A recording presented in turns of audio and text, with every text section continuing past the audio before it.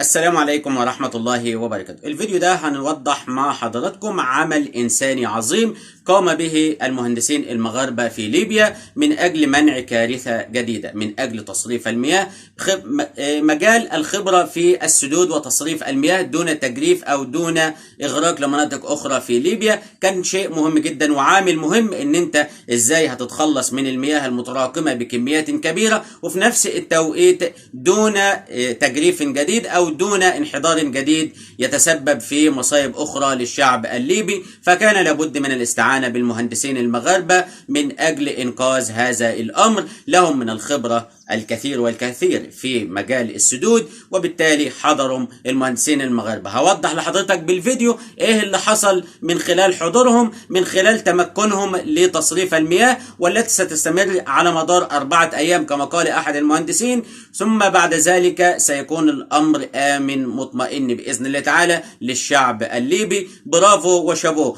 طبعا يعني حضور مميز للمهندسين المغاربة في هذا المجال، مفيش كاميرات معاهم، مفيش تسليط ضوء عليهم، مفيش يعني من وفضل في إظهار بصورة إعلامية من جانب المغرب. الأمر عادي خالص. احتاجوا من المساعدات الخارجية المغربية، أعلنت الدعم الكامل والتضامن الكامل مع الشعب الليبي. حضر المهندسين المغاربة، حلوا المشكلة وانتهى الأمر. ولولا صدفة عرفنا من الإعلام الليبي ومن الشعب الليبي، مفيش حد في المغرب يتكلم على هذه النقطة، لأن هم مش محتاجين إن هم يتكلموا عنها، ولكن وجدناها صدفة على الفيسبوك. تقدر تبحث وتشوف الفيديو وتشوف أكتر من شخص نقل هذا الحدث، وهو حضور المهندسين المغاربة.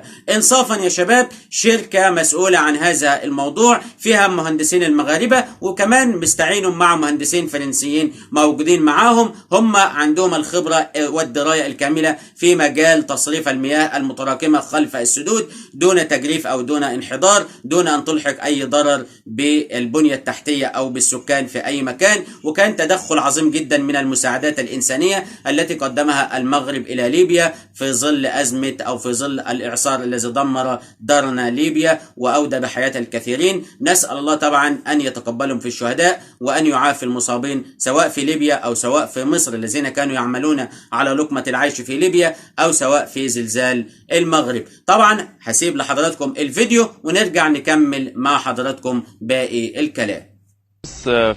وصلنا ليه في وقت متأخر مع الساعة 10، وقعدنا نشوفوا في الحلول، شنو هي الحلول اللي ممكن نديروها باش الموضوع السد ان الميه نقدروا ننزحوا الميه من السد. طبعا كنا في الليل فما قدرناش نوصلوا لحل ان احنا ننزلوا المضخات. اليوم تم توجه من الصباح الباكر، تم توجه الفريق المغربي المختص معنا، الشركه المسانده معنا، وتم اجراء كافه الحسابات والكالكوليشن شيت لحجم الصمام، لحجم الماء الموجود، للمسار اللي بتمشي فيه المياه. وبعدها الحمد لله تم باذن الله في هذه الساعات فتح اول فتحه للصمام، وبدا الماء يتدفق باذن الله تعالى. طبعا هذا احنا طلبنا من الجهات المسؤوله هنا باخلاء المكان، وتم زي ما تقول تجهيز طواقم كامله، وعندنا استلمنا الموقع بالكامل وتجهيز توكات شفت متعدده، بحيث ان طبعا حسب الحسابات والدراسات اللي تم اجراءها، بحيث ان احنا نبدو الماء يتدفق خلال 4 أيام باذن الله تعالى، يكون الموضوع مسيطر عليه بالكامل. بحسب الدراسات اللي حدثت والكالكوليشن اللي تم حساباتها، باذن الله العمليه لن يكون فيها اي انجراف او لن يكون فيها اي اضرار باذن الله. العمليات باذن الله محسوبه واحنا متحملين المسؤوليه كامله. الطاقم مستعد يعني زي ما تقول فداء للوطن، وزي ما جاء انه يتحمل مسؤوليه كامله ويضحي بارواحهم، سايبين كل اشغالهم، بحيث ان لا سمح الله ما تصيرش اي اضرار او اي كارثه للمنطقه. ونسال الله ان حصل يا شباب في موضوع مهندسين المغاربه بالفيديو زي ما وضحت لحضراتكم عشان يبقى توثيقا للحدث، لان بنحب نتكلم دايما بيكون معانا الدليل عشان ما يكونش بنقول اخبار وخلاص. هو ده الموضوع اللي شفتوه والدليل امام حضراتكم. نسال الله السلامه طبعا لكل بلادنا العربيه. الموضوع ده بيفكرني باستعانه قطر في كاس العالم 2022 بالامن المغربي، لما حبوا يامنوا البطولة أو المونديال، حبوا يأمنوا المونديال ما يحصلش أي مشاكل، استعينوا بالأمن المغربي. الآن ليبيا لما حبت إن هي تتصرف في موضوع المياه المخزنة خلف السدود والتي قد تنهار في أي لحظة ما بسبب ما حدث من إعصار، استعانوا بالمهندسين المغاربة. توفيق دايما لبلادنا العربية. دمتم في أمان الله وحفظه.